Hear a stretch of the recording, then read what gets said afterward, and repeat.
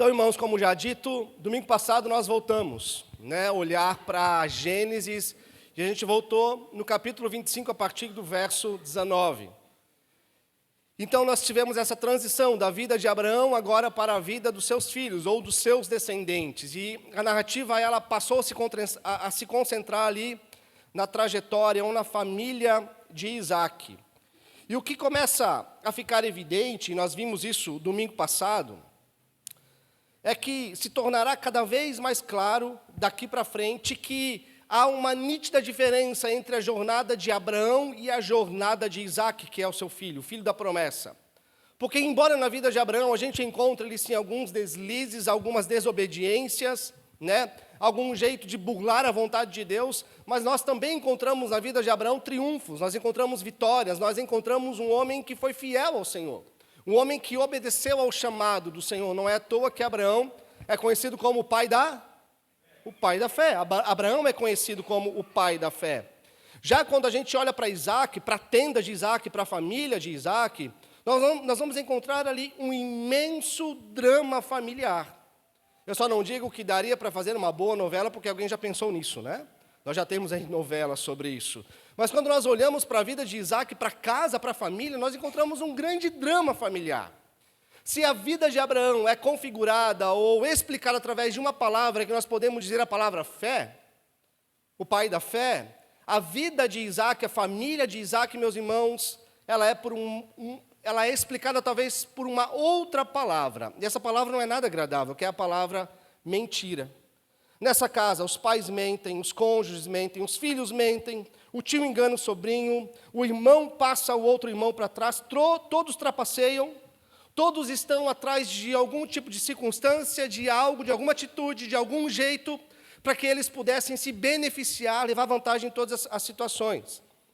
Mas o que nos chama a atenção nessa narrativa, que passa a se concentrar agora na figura de Jacó, não será a marca da palavra mentira. Há uma outra expressão ou uma outra frase, como você queira chamar, que vai acompanhar a partir de agora toda a trajetória, e isso vai ficando cada vez mais evidente para a gente, que não serão mais as mentiras, as trapaças, as engenhosidades de um tentando passar o outro para trás, mas o que vai ficar cada vez mais evidente para a gente, meus irmãos, se chama graça de Deus, graça divina.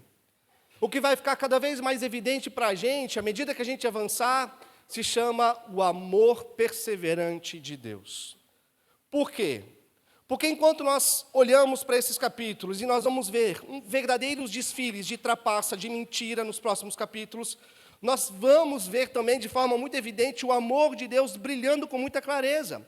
Nós vamos enxergar a graça de Deus perseverando em toda a história, através da vida desses personagens. E mesmo com a falsidade que nós veremos na casa de Isaac, nós vamos ver que Deus continua amando Isaac. Deus continua amando os seus descendentes, porque Ele é fiel à promessa que Ele fez a Abraão. Mas o que mais vai nos impressionar, como nós veremos, é que Deus ama Jacó. Lembra de domingo passado? A gente já viu alguma coisa sobre isso. Deus amou Jacó. Apesar da grave falta de caráter desse homem, a gente vê que Deus permanece perseverando em amor. Deus, Ele insiste em amar Jacó. Deus insiste, meus irmãos, em perseguir Jacó. Como disse Martinho Lutero uma certa vez, tentando definir a graça do Senhor, ele disse que Deus é o grande cão de caça celestial. Ou seja, Ele tem os seus alvos, Ele tem os seus escolhidos, Ele vai atrás da sua caça, e Ele jamais desiste dessa caça. E graças a Deus por isso, Graças a Deus por isso. Nós vamos ver, meus irmãos, que apesar dos erros terríveis da família, Deus continua indo atrás, encontra Jacó, encontra os descendentes de Jacó e transforma a vida desse homem. Então, os erros terríveis da família de Isaac se tornarão, na verdade, o palco perfeito para uma demonstração da graça soberana do nosso Deus, em favor de todos aqueles que Ele escolheu. Então, hoje, irmãos, olhando os capítulos 26 e 27, nós vamos dividir em 4 partes, Primeira parte, que na verdade diz respeito aos 4 personagens que nós encontramos aqui nesses 2 capítulos. Primeira parte, nós vamos ver sobre Isaac, o mentiroso. Segunda parte, ou segundo ponto, Rebeca, a manipuladora. Terceiro ponto, Jacó, o trapaceiro. E o quarto e último ponto, Esaú, o violento. Então nós vamos para o nosso primeiro ponto, o primeiro personagem, que é Isaque, o mentiroso. E começa ali no capítulo 26, versículo 1. E você pode acompanhar. Diz assim: sobreveio fome à terra, assim como tinha acontecido nos dias de Abraão. Então Isaque foi a Gerar encontrar-se com Abimeleque, rei dos filisteus. Parece que nós já vivemos essa história antes, não parece, com algum outro personagem? Lembram? Com Abraão, né? Parece que nós estamos recapitulando aquilo que Abraão viveu nos capítulos 20 e 21 de Gênesis. E a importância disso aqui é crucial, meus irmãos. Não é à toa que Moisés coloca isso aqui ao escrever o livro de Gênesis. Ele está dizendo para a gente, olha, está ficando cada vez mais evidente que Isaque é o verdadeiro abençoado por Deus. Ele é o verdadeiro herdeiro da promessa feita a Abraão. Ele é tão herdeiro, meus irmãos, e como nós vamos identificar que praticamente as mesmas experiências, as mesmas coisas que Abraão viveu, Isaque viveu também de forma muito idêntica. E talvez você olhe para esse texto aqui, e talvez você tenha lembrado, mas espera aí, né? Quando a gente lê os capítulos 20 e 21 de Gênesis, nós vamos ver que Abraão também se encontra com outro Abimeleque. Vocês lembram disso? Abraão ele também se encontra com outro Abimeleque, mas como assim que esse homem viveu tanto tempo assim? Né? Como assim que esse homem passou tantas gerações e agora Isaque está se encontrando com ele? Como é que é isso? Então, meus irmãos, não se preocupem, porque Abimeleque não é um nome próprio, tá bom? Abimeleque era o nome dado para um cargo oficial, ou seja, um rei filisteu, ele era chamado de Abimeleque. Lembram no Novo Testamento, onde nós temos vários Herodes? Lembram? São vários Herodes, mas não é, aliás, nós temos Herodes, né, dito, mas não é uma mesma pessoa, são diferentes pessoas com o mesmo título de Herodes. Então, é o mesmo contexto que nós temos aqui. Nós temos vários Abimeleques, rei da Filístia. Então, esse Abimeleque aqui de Gênesis 26 não é o mesmo lá de Abraão, tá? É outro. Então, antes que Isaque interaja com esse rei, Deus vai aparecer agora para ele, nos versículos 2 a 5, para transferir a bênção de Abraão. Olha só o que Deus diz nos versos 2 a 5. Deus diz assim para Isaque: não desça ao Egito, mas fique na terra que eu lhe indicar. Habite nela, serei com você e o abençoarei. Porque a você e a sua descendência darei todas essas terras e confirmarei o juramento que fiz a Abraão, o seu pai. Então, nós estamos vendo a mesma promessa que Deus faz a Abraão, agora Deus faz também a Isaque. O Senhor promete multiplicar a sua descendência, como as estrelas do céu, abençoar todas as nações por meio da descendência de Isaque, porque ele é o filho prometido, né, de Abraão. Abraão obedeceu a sua palavra, foi fiel, então Deus está pedindo para que Isaque também seja fiel. Então, agora que Deus confirma essa aliança, a gente vê que, de fato, e Moisés quer mostrar isso através do seu escrito, que Isaque, de fato, é o verdadeiro herdeiro da promessa, porque isso ainda não tinha acontecido, embora, né, o texto de Gênesis já vinha nos mostrando isso, mas não de forma explícita como nós encontramos aqui. Isaque, de fato, é o herdeiro das promessas de Abraão. E ele vai provar que ele é filho de Abraão, inclusive nos defeitos. Nos versículos 6 a 11, nós vamos ver que Isaque, meus irmãos, aprendeu direitinho com o pai, inclusive os mesmos hábitos ruins. E não é assim, meus irmãos e irmãs. É tão difícil os nossos filhos pegarem as virtudes dos pais, né? Mas para pegar coisa ruim, eles pegam rapidinho, né? Isaque pegou rapidinho, inclusive as mesmas mentiras, assim como Abraão fez no passado, quando ele vai ao Egito, quando ele vai a Gerar. Ele diz que Sara não era sua mulher, mas era sua irmã. Isaque faz a mesma coisa. Dos versos 6 a 11, ali a gente vê que ele justifica. Isaque diz: ela é muito bonita.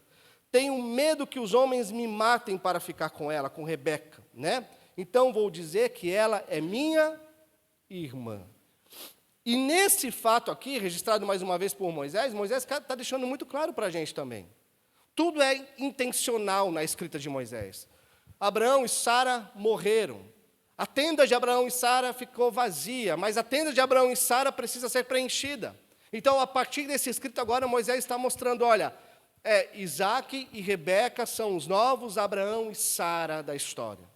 Né? É por eles que a promessa de uma grande descendência ela vai se cumprir. Inclusive, repetindo os mesmos passos do pai. Isaac começa a prosperar igualmente como o pai. Nos versos 12 a 15, a gente vai ver que ele acumula gado, riquezas, poder, a ponto de se tornar uma grande ameaça para o rei filisteu. Né? Abimeleque, o rei filisteu, chega a um determinado ponto do relacionamento dele com Isaac e todo o seu clã ali, onde ele chega para Isaac, olha, Isaac, é melhor que você saia daqui, né? Porque já está tendo conflito entre as nossas famílias, entre os nossos clãs, você está se tornando muito mais poderoso do que eu. Ele não diz isso de forma explícita, mas o medo de Abimeleque se revela no pedido dele, né? Então começa um conflito também por causa dos poços de água, né, que Isaac cava, porque água é um recurso valiosíssimo em qualquer época, muito mais naquele contexto. E esse conflito só é resolvido nos versos 26 a 34, quando Abimeleque, então, chega a Isaac e propõe uma aliança de paz. E eu quero destacar o versículo 29, você pode ler comigo ali, onde o rei pagão reconhece, você agora é abençoado do Senhor. Isso também aconteceu com Abraão? Lembram que os reis chegavam para Abraão e reconheciam que realmente ele era alguém abençoado do Senhor. Isso está acontecendo com Isaac também. Moisés mostrando para a gente, mais uma vez, a confirmação dessa promessa passando para os descendentes de Abraão. Né? Até os povos ao redor enxergavam que Isaac assumiu o papel do pai. E nesse ponto da história, meus irmãos, se nós estivéssemos assistindo a um filme ou a uma grande novela, talvez, é aquela cena que apareceria assim, muito tempo depois. Sabe? Né? Ou, muitos anos se passaram, porque aí a gente entra no capítulo 27. Nós encontramos um Isaac agora completamente diferente. Já não é mais um jovem adulto, agora nós temos aqui um homem já velho, com seus 100 anos de idade. E como diz o versículo 1, os seus olhos se enfraqueceram, a ponto dele não conseguir mais ver. Aqueles que são mais velhos sabem bem que é isso, né? A idade vai passando e os olhos vão ficando fracos. Até alguns jovens, né, Dedé? Nem chegou lá ainda e os olhos já estão mais fracos, né? Mas, irmãos, acontece que há uma profunda ironia aqui de Moisés ao escrever isso. Porque Moisés está dizendo, olha, Isaac está cego, mas ele não está cego apenas fisicamente. Ele está cego, inclusive, espiritualmente. Como é que nós sabemos disso? Lembre-se de semana passada, Deus havia entregado um oráculo a Rebeca. O que Deus havia falado a Rebeca? Que o mais novo será senhor do mais velho. Né? O mais velho vai servir ao mais novo. E Isaac, ele conhecia essa profecia. Ele sabia que Jacó era o escolhido para herdar a promessa e não Esaú. Mesmo assim, quando a gente vai adiantando a nossa leitura, a gente vê que Isaac ele tenta distorcer a soberania de Deus, ele tenta, de alguma maneira, burlar os planos de Deus em toda essa história. E, em vez de aceitar a soberana escolha do Senhor, que estava fazendo com Jacó o mesmo que ele fez com o próprio Isaac, lembram? Né? Isaac foi escolhido e não Ismael. Quem que era o mais velho? Ismael, cerca de 12 anos de idade a mais. Mas Deus escolhe Isaac. Isaac já conhecia essa história. Ele sabia que Deus já tinha escolhido Jacó e não Esaú também. Né? Mas ele se deixa cegar pelo favoritismo. Cego pela paixão de Isaac, que Isaac tem por Esaú.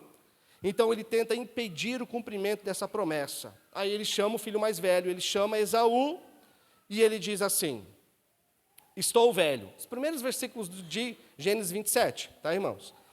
Estou velho, não sei o dia da minha morte.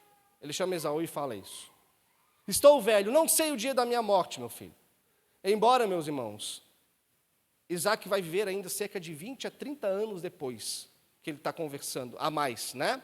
Do que ele está conversando nesse momento aqui com Esaú. Ou seja, que mostra que realmente era uma atitude muito precipitada de Isaac. E ele continua, ele diz assim para Esaú: pega as suas armas, pega o seu arco, vá ao campo e apanhe uma caça para mim. Faça aquela comida saborosa que eu tanto aprecio e traga, para que eu coma e o abençoe antes de morrer. O que Isaac está tentando fazer? Quem que é o herdeiro da promessa? Jacó. Isaac sabe disso. Ele está tentando passar a perna em Deus. Ele planeja agir rápido, de surpresa. Eu vou pegar Deus de surpresa, igual a gente tenta fazer de vez em quando, né? Vou surpreender Deus, né? E ele tenta passar a perna em Deus, agir antes de Deus, para que quem receba a promessa? Não Jacó, mas o seu filho favorito, Esaú, antes que Deus interfira nisso tudo. E semana passada, meus irmãos, nós vimos as éticas que esses filhos representavam, né? Nós vimos que Esaú representa a ética dos apetites. Aquela pessoa que é dominada pelas suas paixões mais imediatas. Aquela pessoa que é dominada pelos seus instintos mais imediatos, né? Pelos seus desejos mais imediatos, que vive o momento, não calcula a consequência dos seus atos, ao ponto de trocar a primogenitura, e nós já vamos ver qual é a importância da primogenitura. Esaú trocou a sua primogenitura por um prato de lentilhas, não era nem por picanha, não. Era um prato de lentilhas. E aonde é que Esaú aprendeu isso? Com seu próprio pai. Isaac também está sendo dominado pelo ventre, pelo paladar, pelo favoritismo cego. Onde eu quero chegar? Eu quero chegar, meus irmãos, que nós homens, principalmente nós homens, os pais, eu quero trazer um alerta aqui para a gente. Porque nós nunca devemos subestimar o impacto que as nossas vidas têm no coração dos nossos filhos. Nós não devemos subestimar o impacto que as nossas escolhas, que as nossas palavras, que as nossas atitudes, que as nossas reações, que aquilo que nós somos em nossa vida, sabe, acarreta na vida dos nossos filhos. Por exemplo, não subestime a maneira como você lidera a sua casa. Não subestime a maneira como você conduz a vida espiritual da sua casa e da sua família. Não subestime a maneira como você toma as decisões na sua casa. Porque tenha certeza disso. Todas as suas atitudes estão sendo rigorosamente observadas pelos seus filhos. Como é que nós sabemos disso? Nós temos um ministério infantil. Um segredinho aqui para vocês. E no ministério infantil, meus irmãos, as crianças contam tudo. Então, não subestimem o impacto das escolhas diárias de vocês, das palavras, das atitudes, das reações, da liderança espiritual de vocês na vida dos seus filhos. Agora, talvez tenha alguém pensando, não vou mais pôr o meu filho no ministério infantil. Não, não é isso. Mude a sua atitude, mude o seu coração, mude a sua natureza. Essa é a grande questão. Você pode passar horas ensinando regras de comportamento aos seus filhos e suas filhas, mas é na imitação prática do seu dia a dia que os seus filhos se tornarão quem eles serão no futuro. Portanto, meus irmãos, seja o exemplo vivo daquilo que você ensina, não faça como Isaac. Isaac muito provavelmente contou a Esaú todas as histórias dos seus antepassados, contou a Esaú os fatos maravilhosos de Deus na sua própria descendência, mas na hora de viver, ele ensinou o filho a ser governado pelos seus próprios desejos. Isso é muito complicado.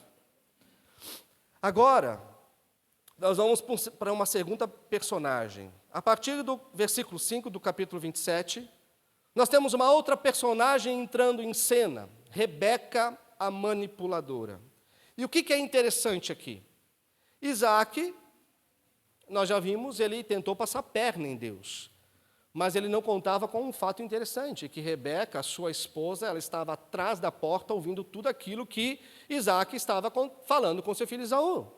Ele esqueceu que por trás daquele rostinho bonito que Rebeca tinha, ele esqueceu de irmã de quem que ela era. Rebeca era irmã de quem? De Labão.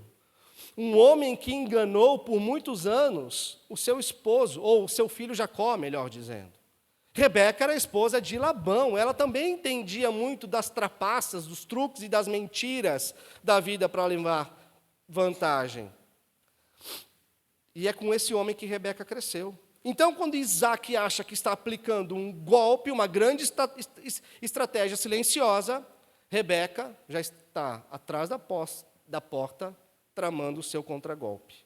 E o texto nos diz, no verso 6, do capítulo 27, que, assim que Esaú sai para caçar, Rebeca imediatamente chama Jacó, seu filho favorito, e diz: eu ouvi o seu pai falar com Esaú, seu irmão. Ele disse: traga uma caça e faça uma comida saborosa para mim, para que eu coma e o abençoe na presença do Senhor antes de morrer. Agora, meu filho, escute bem o que vou lhe ordenar.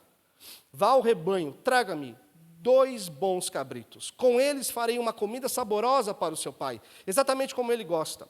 Você a levará a ele para que coma e o abençoe antes de morrer. Ou seja, Rebeca faz um plano para que Isaac, abençoe Jacó e não Esaú. Para que Jacó consiga fazer muito mais rápido aquilo que Isaac pediu para Esaú fazer. E quando... Obrigado. E aí, nos versos 11 e 12, a gente vai ver que Jacó, ele pondera. Ele diz assim: mas há um problema. Meu irmão Esaú é um homem peludo, e eu sou de pele lisa. Se meu pai me apalpar, ele vai perceber que estou zombando dele, e trarei sobre mim maldição e não bênção. Ou seja, ele olha para o plano da mãe, ele até vê que é um plano bom, mas ele diz: olha, mãe, é o seguinte, tem um ponto falho aqui nesse plano, porque eu não tenho pelo, lisinho, pele lisinha, meu irmão Esaú, ele é peludo. E aí, como é que nós vamos fazer? Quando meu pai me tocar, a farsa vai acabar. E é engraçado, meus irmãos, que Rebeca, ela estava cometendo algo que naquele tempo, ela e Jacó juntos, estavam cometendo naquele tempo algo que era um crime muito pesado. Mais para frente, em Deuteronômio, por eles já terem essa consciência, Deuteronômio 27, 18, a lei de Moisés, ela traz uma maldição muito específica, diz assim: maldito aquele que desviar o cego do caminho. Então, diante dessa consciência, eles estavam fazendo algo que eles sabiam da profundidade desse pecado. O risco é enorme, mas Rebeca está totalmente decidida. Olha o versículo 13. Olha o que ela diz para Jacó. No verso 13, ela diz: caia sobre mim essa maldição, meu filho, apenas faça o que eu digo. Ou seja, a mãe aqui agiu como talvez, às vezes, muitas mães agem com o seu filho, Olha, vai lá e faça o que você tem que fazer. Deixa aqui com o pai, eu me viro. Deixa aqui com o teu pai, eu me viro. E claro, então tá bom, mas já que você vai se virar com meu pai, já que essa maldição vai cair sobre você, então eu vou lá. E aí a gente chega no versículo 14 a 17, e o texto diz assim: ele foi, pegou os cabritos e os trouxe à mãe, que preparou uma comida saborosa como o pai dele gostava. Depois Rebeca pegou a melhor roupa de Esaú, que guardava em casa, vestiu Jacó, seu filho mais novo, com a pele dos cabritos, cobriu-lhe as mãos e a parte lisa do pescoço. Então entregou a Jacó a comida saborosa e o pão que havia preparado. Perceba, meus irmãos, nada justifica aquilo que Rebeca está fazendo aqui. É um pecado grave. Olha a trama familiar que nós estamos olhando aqui. Isaac quer trapacear a sua esposa Rebeca pelas costas. Claro, se é uma trapaça, tudo pelas costas. E Rebeca trama um plano também para ir pelas costas do seu próprio marido. Toda essa situação, quando nós enxergamos uma família assim, revela rachaduras profundas. Fica evidente que tanto Isaac quanto Rebeca, eles colocaram favoritismo pelos filhos acima da aliança. Quando nós olhamos para Isaac e Rebeca, nós lembramos do casamento, Lembra do casamento de Isaac e Rebeca? Um casamento lindo, com aquela escolha soberana do Senhor sobre Rebeca, levando o servo, e aí nós temos a concretização na tenda de Sara, as núpcias perfeitas, tudo aquilo acontecendo, um matrimônio selado de forma exemplar. Mas aqui cabe um alerta urgente, meus irmãos, aos casados ou a quem vai casar. Os votos que os casados fazem no altar, diante de Deus, diante da comunidade, esses votos, meus irmãos, são superiores aos filhos que vocês têm ou terão. Eu sei que falar que os votos matrimoniais hoje em dia, são superiores aos filhos que nós temos ou que nós terão, pode ser até mesmo algo escandaloso, porque hoje parece que a vida dos casais gira em torno do filho, não é verdade? Ou dos filhos. O centro da casa se tornou os filhos, o centro da rotina, toda a rotina das casas, elas se dão em prol dos seus filhos, ao redor deles. Mas o texto bíblico, quando nós olhamos para as Escrituras, nós vemos um padrão claro, que o casamento é uma representação muito clara do padrão de amor de Cristo pela igreja. E quem jura fidelidade e compromisso mútuo são os cônjuges. É marido e mulher, mulher e marido, não é com os filhos. Maridos, a prioridade da sua vida é a sua esposa, não são seus filhos. Esposas, a prioridade da sua vida são os seus, ou o seu, melhor dizendo. O plural vai indo, os S's vão fazendo parte das frases, Homens, a prioridade da sua vida é a sua mulher, Mulheres, a prioridade da sua vida é o seu marido, e não são os filhos, Então, se vocês discordam sobre a criação ou os limites que vocês devem dar aos filhos, não conversem isso na frente deles. Não falam isso na frente deles, não acusam um ao outro na frente deles, façam isso de forma o quê? Particular. Vão no quarto, alinhem as ideias, Falem com uma só voz. O que vocês estão fazendo quando vocês agem assim? Vocês estão se protegendo. Os filhos são maravilhosos? São. Dão trabalho? Muito, Mas são maravilhosos. É parte da graça de Deus na vida de um casal. Sem filhos parece que é uma lacuna muito grande, fica sem ser preenchida. Mas vocês têm que ter essa consciência, nós, quanto casados, temos que ter essa consciência. Nós precisamos nos proteger mutuamente, porque se os filhos aprendem rapidamente os nossos hábitos ruins, eles vão saber rapidamente como jogar marido e mulher um contra o outro. Eles observam os nossos limites, eles sabem as nossas fraquezas, eles sabem manipular as situações. Ele sabe aquilo que tira a paciência do pai, ele sabe que tira a paciência da mãe, ele sabe aquilo que nós fazemos em família. E eles podem manipular, sim, eles são inteligentes. E não se preocupem, eles não crescerão se sentindo rejeitados. Pelo contrário, as crianças crescerão tendo um bom exemplo daquilo que é um casamento com estabilidade, saudável, onde o marido protege a esposa protege o marido, Lá em casa a gente tem um costume. Às vezes, quando um dos nossos filhos nos desrespeitam, eu olho e falo assim: moleque, você sabia que você está falando com a minha esposa? Não é com a sua mãe. Você sabia que você está falando com a minha esposa, com a minha mulher? E a Isabela também, às vezes, faz: você sabia que você está falando com o meu marido?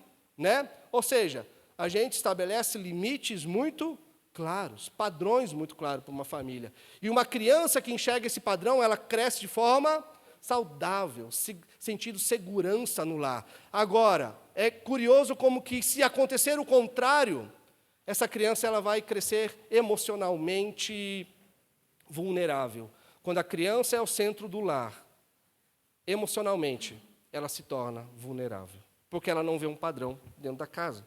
Mas voltando a Rebeca, meus irmãos, sem dúvida nós encontramos pecado em seu coração, mas nós precisamos lembrar que Rebeca também conhecia a promessa de Deus, de que Jacó herdaria a bênção, e ao ver o movimento de Isaac, ela pensou: olha, se Deus não vai fazer nada para impedir, então eu vou fazer do meu jeito. Lembra de Sara e Abrão? Olha, Deus não está fazendo nada, o filho da promessa não está vindo. Olha, Abrão, faz o seguinte, vai lá e se deita começar com a minha serva Agar, E então Rebeca, com as suas próprias mãos, ela traça um plano também que envolve arriscar a vida do filho favorito e enganar o marido idoso e cego. Então, se semana passada nós vimos que Esaú ele é controlado pela sua ética dos apetites, Jacó e Rebeca ilustram a ética maquiavélica. Ou seja, a ética daqueles que sabem manipular as situações, manipular as pessoas que estão ao seu redor, para que ele saia em vantagem, para que aquilo que ele quer que aconteça realmente aconteça e essa pessoa cumpra os seus objetivos. Então, é curioso a gente ver que eles não agem por impulso emocional. Rebeca e Jacó, eles planejam cada passo. Jacó é assim, mas ele aprendeu isso em casa. Rebeca é a mentora do comportamento do filho. Por isso, meus irmãos, ou minhas irmãs agora, né? As irmãs agora aqui presentes, não subestimem o poder que o seu exemplo tem na vida dos seus filhos. A forma como vocês lidam com as pressões, a forma como vocês lidam com as suas crises, a forma como vocês lidam com as suas decisões diárias, com certeza vai moldar o caráter dos seus filhos de forma muito profunda, do que qualquer outro discurso bíblico ou teológico que você pode dar ao seu filho ou sua filha. Como diz, as palavras, elas nos ensinam muitos, mas o que arrasta é o exemplo. Né? Nós vimos o exemplo. Aqui nós estamos vendo o peso dessa responsabilidade. Então nós vimos Isaac, o mentiroso, moldando o caráter de Esaú. Rebeca, a manipuladora, moldando o caráter de Jacó. E agora, quais são os efeitos que isso tem na família? E aí a gente vai entrar no nosso terceiro personagem, Jacó, o trapaceiro. E a partir então do versículo 18 do capítulo 27, é que Jacó assume aqui o destaque do texto. Vocês sabem, meus irmãos, qual é o significado do nome Jacó? Nós vimos semana passada, né? Se vocês lembram, há algumas discussões acerca disso, mas algo é certo. Jacó significa enganador, suplantador, aquele que manipula situações para sair conforme a sua vontade. Esse é literalmente o nome dele, o enganador. Então, a figura de Jacó chega a ser cômica agora. Por quê? Porque, olha só, Jacó vai aparecer agora vestido com as roupas de Esaú, com as roupas do irmão. Ele aparece na cena com pele de cabrito colado nas partes mais expostas do seu corpo, nos braços e pescoço. Então, imagine isso, né? Rebeca, ela grudou peles de carneiro para que ele ficasse parecido com seu irmão. Deu a ele comida saborosa, um pedaço de pão e disse: agora vai ao seu pai para enganá-lo. Jacó enganou Esaú com um prato de comida, e agora Jacó vai enganar Isaac com um prato de comida. E antes de entrarmos nos detalhes, meus irmãos, o que acontece aqui, a gente precisa ter um entendimento mais profundo desse contexto histórico. Por quê? No Oriente Antigo, como que acontecia esse rito de passagem de bênção? Né? Da parte paterna para o filho primogênito. Porque esse rito de passagem da bênção, da promessa do pai para o filho, era parte central na vida de um clã. Então, o pai, quando ele sentia que ele estava prestes a morrer, ele chamava o primogênito, conversava com ele, falava da sua real situação e falava: olha, nós precisamos fazer o rito de passagem da bênção. E aí, então, eles chamavam os anciãos do clã, os homens mais experientes, os líderes também do clã, para que eles, de fora da tenda, ficassem observando aquilo que estava acontecendo. E tudo isso acontece. Tá? O herdeiro entra na tenda, que é Isaac, ele vai receber a bênção do pai, e ao sair, então, ele era publicamente reconhecido como o novo líder do clã. Nada disso poderia voltar atrás. Eles reconheceram, foi testemunhado, a palavra foi dada, a bênção foi proferida. E, além disso, nós temos aqui a divisão da herança que seguia regras rígidas. O patrimônio era dividido com um número de filhos, ou seja, o primogênito recebia a porção dobrada. Mas se caso existissem apenas 2 filhos, o mais novo não ficava com nada, para que o mais velho recebesse tudo. Tá? E Isaac planejou esse momento jurídico, as testemunhas estavam do lado de fora da tenda, aguardando o desfecho, e quem eles veem chegar? Jacó, vestido de forma estranha, né? Com as roupas do irmão, com peles de cabrito no seu corpo. Ele entra na tenda, sob os olhares das testemunhas, que deveriam achar tudo aquilo muito estranho, mas as testemunhas não têm poder para interferir. Eles são apenas observadores. E lá dentro, o cenário está armado e o rito começa. Versículo 18, Isaac pergunta: quem é você, meu filho? Por que ele faz essa pergunta? Isaac está com 100 anos e está cego, né? Então ele pergunta, quem é você? E agora a gente vai ver que Isaac faz 5 testes diferentes para se certificar que aquele ali realmente é Esaú. Mas Jacó, com a sua ética maquiavélica, calculista, ele nem titubeia. No verso 19 ele responde, eu sou Esaú, seu filho primogênito. Fiz o que o Senhor me ordenou. Levante-se, por favor, sente-se e coma da minha caça, para que depois o Senhor me abençoe. E aí Isaac desconfia no versículo 20 e pergunta, mas como você conseguiu caçar tão rápido? Percebem, irmãos? A frieza de Jacó. Ele está pronto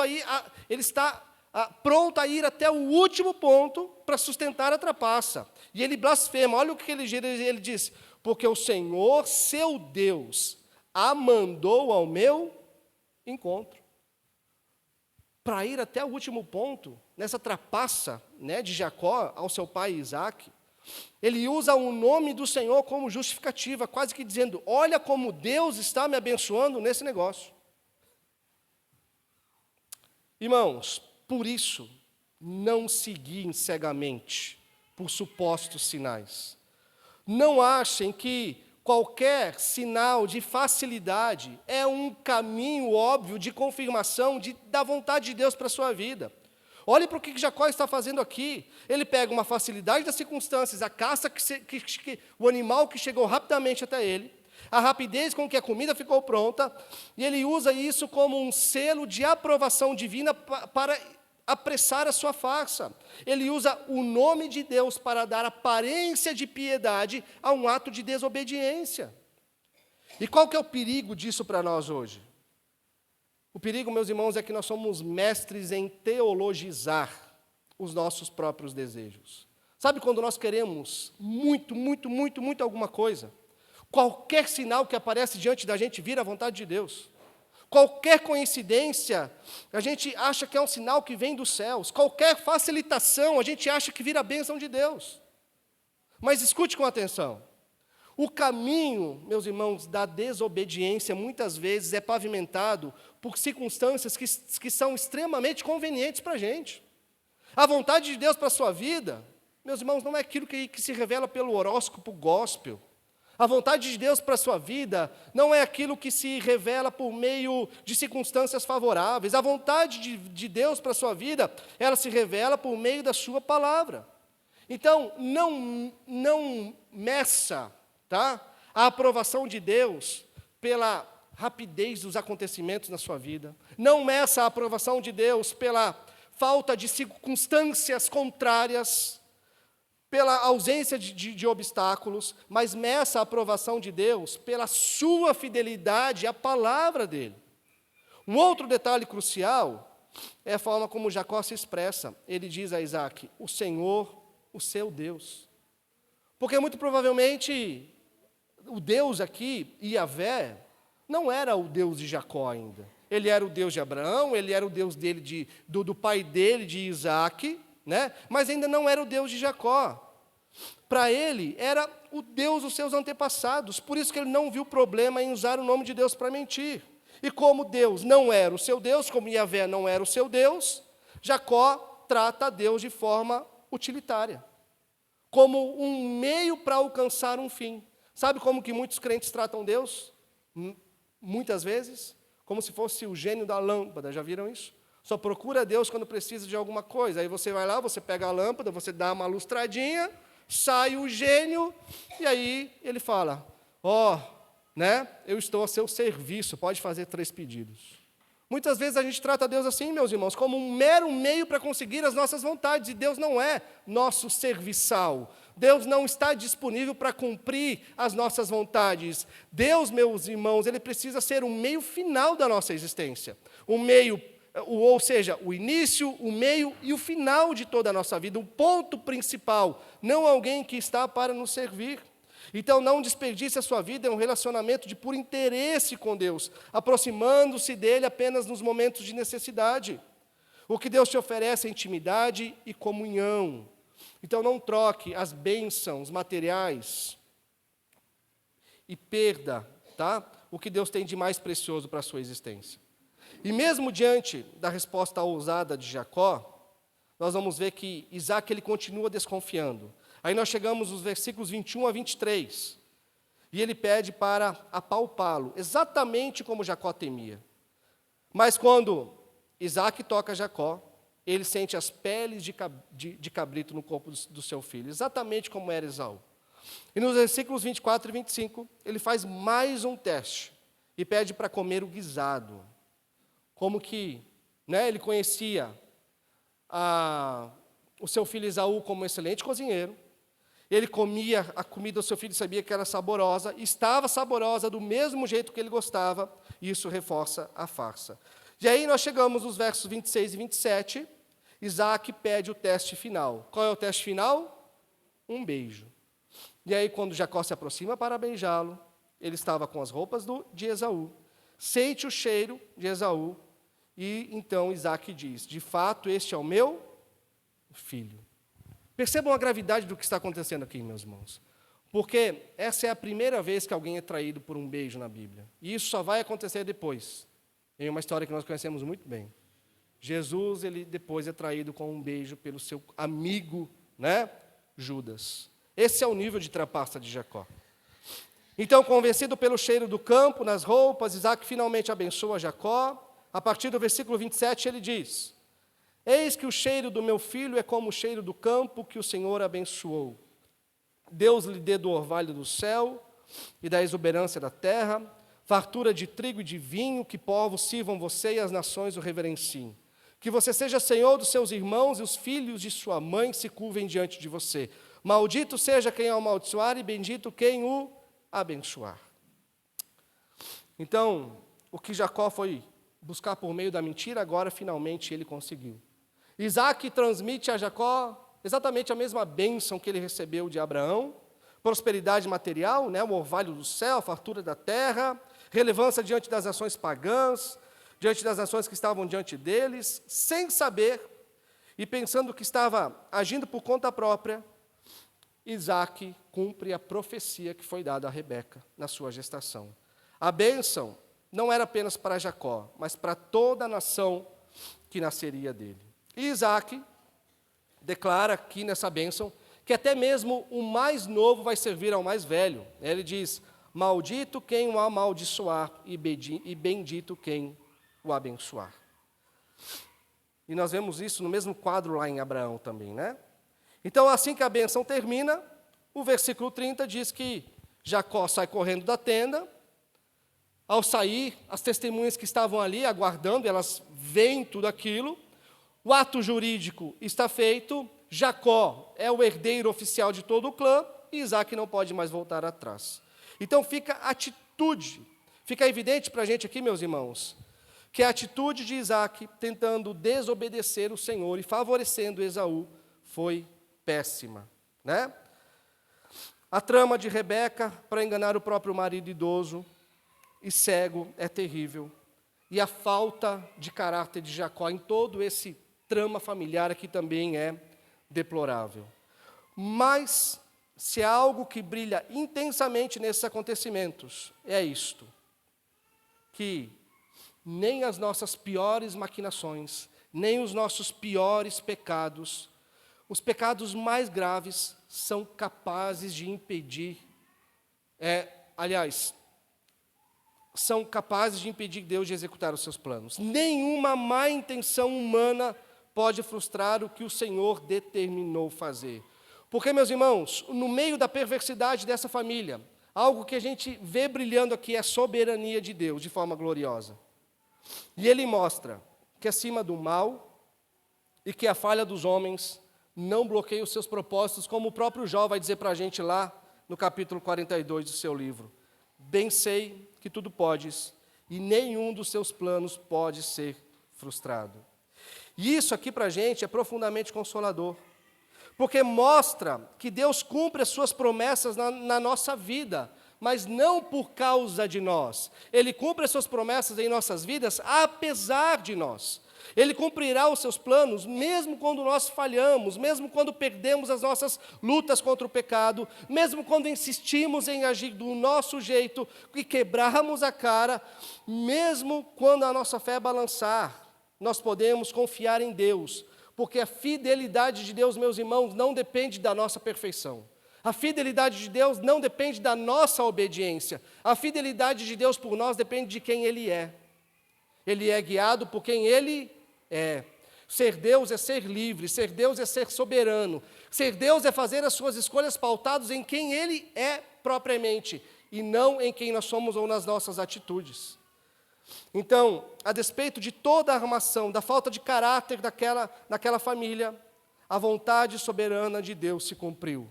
Jacó se tornaria o herdeiro de todas as promessas, e Jacó se tornou o herdeiro de todas as promessas de Abraão. E nesse cenário, então, de bênção dada, aparece agora o nosso último personagem, Esaú, o violento. E ainda no verso 30, o texto diz que, assim que Jacó saiu, Esaú, o verdadeiro Esaú, chega da caça, e com certeza ele chegou muito animado, porque ele fez aquilo que seu pai disse para ele fazer. Ele foi, caçou, cozinhou, se apresenta diante do seu pai, com certeza ele foi e colocou a melhor roupa que ele poderia para aquela ocasião, para receber a bênção do pai. E ele chega diante do pai, de Isaac, e Isaac pergunta de novo, quem é você? Olha o drama que nós estamos vivendo aqui. Isaac faz exatamente a mesma pergunta que ele havia feito para Jacó. E quando ele ouve a resposta no versículo 33, Esaú diz, sou o seu filho, o seu primogênito Esaú. O texto diz que Isaac, ele estremeceu. Ele sentiu uma profunda comoção. E aí a ficha cai. Isaac percebe o que aconteceu e ele exclama. Essa expressão aqui é como se Isaac estivesse realmente gritando, dando um grito muito alto. Mas então, quem foi aquele que apanhou a caça e trouxe para mim? Eu comi tudo. Percebam, Isaac sente a gravidade da situação, ele sabe o que está acontecendo. Ele diz, eu comi tudo antes que você chegasse, o abençoei, e ele será abençoado. E aí Esaú entende o que está acontecendo, e o verso 34 diz que ele dá um grito cheio de amargura. Percebam, irmãos, aquilo que envolve toda essa família. Mentira, trapaça, amargura. Ninguém aqui é um bom exemplo de atitudes, ninguém aqui é um bom exemplo de comportamento, ninguém aqui é um bom exemplo de conselho ou de sentimentos. Mas a gente vê amargura, mentira, trapaça. E aí Esaú, ele suplica, abençoe também a mim, meu pai. Irmãos, Esaú com certeza é um personagem terrível aqui dessa trama também.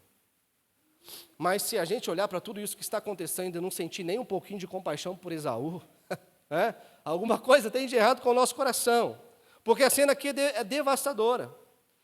Isaac e Esaú estão completamente quebrados, destroçados.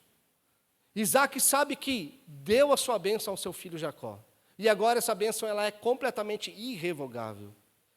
E Esaú começa a se dar conta de que ele perdeu tudo. E no verso 36, ele tenta dar uma desculpa, alimentando o seu próprio ressentimento. Ele diz, Jacó me enganou de novo. Primeiro ele me tirou o direito da primogenitura, e agora ele me tira a bênção. A gente sabe que não foi bem assim, Não foi Jacó que tirou o direito da primogenitura, ele trocou por um prato de lentilhas, Ele trocou. Mesmo assim, Esaú fica revoltado e insiste. Isaac explica que não há o que fazer. No verso 38 ele diz, Esaú implora mais uma vez, será que o Senhor não tem apenas uma bênção, meu pai? Uma bênção. Abençoe-me também. E aí nós vamos ver que Isaac ele vai falar. O que ele vai falar não é bênção, mas também não é maldição, é uma espécie de anti-bênção. Nos versos 39 e 40, Isaac diz, a sua habitação será longe dos lugares férteis da terra, longe do orvalho que cai do alto.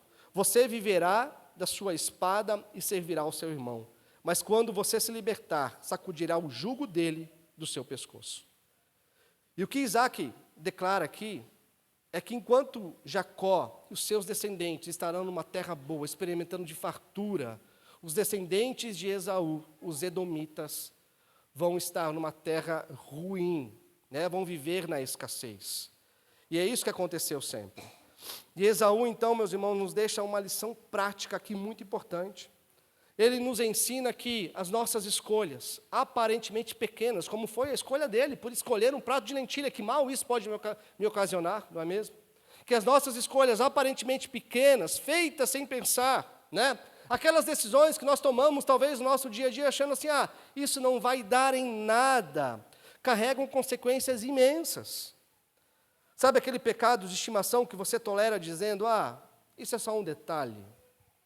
Esse pecado aqui não faz mal a ninguém, né? Esse pecado aqui eu cometo e ninguém fica sabendo disso. Quando Esaú trocou sua primogenitura por um prato de comida, ele não imaginava a gravidade daquilo que ele estava fazendo. Era um momento simples, a sós com seu irmão, mas a gente vai ver que aquela decisão de Esaú não prejudicou somente ele, prejudica depois toda a sua descendência. Muitas vezes, meus irmãos, nós cometemos atos de desobediência, achando que esses atos eles não serão percebidos. É uma pequena atitude, vai passar despercebido, a gente diz, não é verdade? Mas a verdade, meus irmãos, é que o mal, ele tem um poder silencioso de acumulação.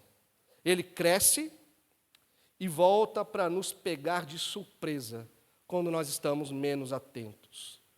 O recado é: não brinquem com o pecado, não brinquem. Porque o pecado sempre cobra a conta mais tarde. E ele sempre vem de uma forma muito mais violenta do que você achou que ele viria. E o verso 41 nos mostra o resultado dessa antibênção.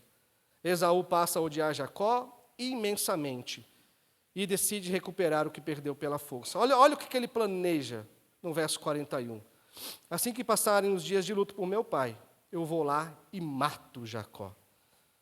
Parece que nós estamos revivendo aqui Abel e Caim. Então voltarei a ser o herdeiro. E Esaú revela assim, um coração violento, um coração movido pelas suas próprias paixões, pelos seus próprios desejos, pelos seus instintos mais baixos. Ele decide viver pela espada, exatamente como Isaque havia profetizado que ele viveria. Até que ele sacudisse o jugo do seu irmão. E, em vez de se arrepender e buscar o Senhor, ele busca apenas vingança. E o texto termina nos versos 42 a 46, com Rebeca, voltando ao centro da ação, como a grande manipuladora da história, e ela parece que tem ouvidos em todo o acampamento, porque, assim que ela fica sabendo do plano de Esaú, Rebeca agora, ela elabora uma nova estratégia. Ela chega a Jacó e ela diz ao seu filho: o seu irmão quer se vingar matando você. Fuja imediatamente para Arã, para a casa de meu irmão Labão. Fique por lá até que a raiva de Esaú passe. Quando ele estiver mais calmo, eu mando alguém buscar você. E nesse ponto, meus irmãos, nós percebemos aqui que Rebeca, ela partilha da mesma cegueira de Esaú. Ela também não mediu as consequências de seus atos. Uma das realidades mais tristes que nós encontramos aqui nessa narrativa é que Rebeca nunca mais veria o seu filho favorito. No texto diz para a gente que ela não suportaria perder o seu filho favorito. Ela não suportaria perder Jacó, mas na prática ela acabou de perdê-lo. Porque ela envia Jacó para a casa de Labão, achando que seria apenas um período curto, alguns dias, como ela diz, mas Jacó fica por lá cerca de 20 anos. E quando ele retorna para sua terra, a sua mãe Rebeca já havia falecido. Ela não queria perder o seu filho, mas ela nunca mais o viu. Essa é a amargura profunda, meus irmãos, que o pecado semeia em nossa vida. Ufa, terminamos. 2 capítulos, nada curtos. Vocês estão pesados ou estão leve agora? É um peso, E, meus irmãos, nós como pregadores, nós temos um grande desafio em toda a narrativa bíblica. Porque nós cremos que toda a narrativa bíblica, especialmente no Antigo Testamento, elas têm um apontamento para Cristo. Elas elucidam, trazem luz aquilo que é o Evangelho de Cristo Jesus. Mas quando nós olhamos para tudo isso que está acontecendo aqui, como encontrar Cristo? Como encontrar a luz do Evangelho? Como encontrar redenção em toda essa trama pecaminosa que nós encontramos aqui? Nessas rachaduras familiares que nós encontramos aqui? Meus irmãos, de fato nós poderíamos olhar para esse texto e usar a mesma perspectiva que nós olhamos para o texto de domingo passado. Encontrar Jesus em contraste com esses personagens que nós encontramos aqui. Por exemplo, se Isaac é mentiroso e ele tenta desobedecer a Deus, Jesus, ele é a verdade, ele foi 100% fiel à vontade do Pai. Se Rebeca engana o marido cego com mentiras, a gente vê que Jesus é aquele que abre os olhos dos cegos, tanto os físicos quanto os espirituais, para que todos vejam a verdade. Enquanto Jacó trai o seu pai com um beijo, Jesus é traído com um beijo. Enquanto Jacó rouba a bênção para si e deixa a maldição para seu irmão, Jesus carrega a maldição em seus próprios ombros, em suas próprias costas, para que nós, cheio de trapaça, cheio de mentiras, cheio de enganações, como Jacó, fôssemos abençoados. E enquanto Esaú procura o irmão para matar, para considerá-lo um inimigo, Jesus procura os seus inimigos e dá a sua própria vida por eles, para que eles sejam chamados de seus irmãos. Tudo isso é verdade. Mas quando nós olhamos sinceramente para o texto de hoje, o Evangelho, ainda mais claro e real, meus irmãos, é o fato de que ainda existe o capítulo 28. Nós não terminamos a história. Nós ainda temos o capítulo 28. Porque, convenhamos, se você fosse Deus, o que você faria com essa família? Você continuaria ou voltaria ao capítulo 11 de Gênesis? Se eu fosse Deus, eu acabaria com essa família. Se eu fosse Deus, eu falaria, não dá não, isso aí é um bando de tranqueira, não é? É um bando de gente cheia de pecado, um mente para o outro, um ultrapassa o outro. Vamos voltar lá, antes de escolher Abraão, vamos começar com uma outra família, com outro homem, para que dali venha outros descendentes mais tranquilos de lidar. Não é assim? Mas, meus irmãos, a gente vê que Deus ele não age assim. Ele permanece fiel mesmo quando nós somos mentirosos. Quando nós olharmos para o capítulo 28 de Gênesis, meus irmãos, ele vai trazer mais luz domingo que vem, nós vamos ler que Deus ele continua sendo fiel à sua promessa, independente das atitudes dessas pessoas que nós encontramos aqui. Um bando de trapaceiro e mentiroso, um bando de enganador. Deus ele continua sendo fiel à sua própria promessa. Então, a vida de Jacó, nos próximos capítulos, será definida agora por uma palavra, por fuga. Mas como C.S. Lewis escreveu, Deus é irritantemente presente. Aonde Jacó fugir, Deus estará no seu encalço. Não para destruí-lo, mas para encontrá-lo e para transformá-lo. Essa é a grande verdade do Evangelho que nós encontramos aqui, meus irmãos. A gente não é nem um pouco melhor do que os personagens dessa história. A gente só não faz isso hoje porque Deus um dia nos freou por sua graça. Mas nós somos esses, Jacós, mentirosos, manipuladores, trapaceiros, nós somos esses Esaús, levados muitas vezes pelos seus instintos e desejos mais primitivos, controlados pelos seus desejos. No nosso dia a dia nós estávamos tão cegos para a verdade quanto Isaac e Rebeca estavam. Mesmo assim, Deus nos amou o suficiente para nos perseguir quando nós fugíamos dele. Ele nos encontrou, nos entregou o seu Filho, para que, olhando para esse Filho na cruz, a gente então seja salvo. E Deus, meus irmãos, continua nos resgatando, vindo ao nosso encontro, nos segurando com seu amor gracioso em seus braços.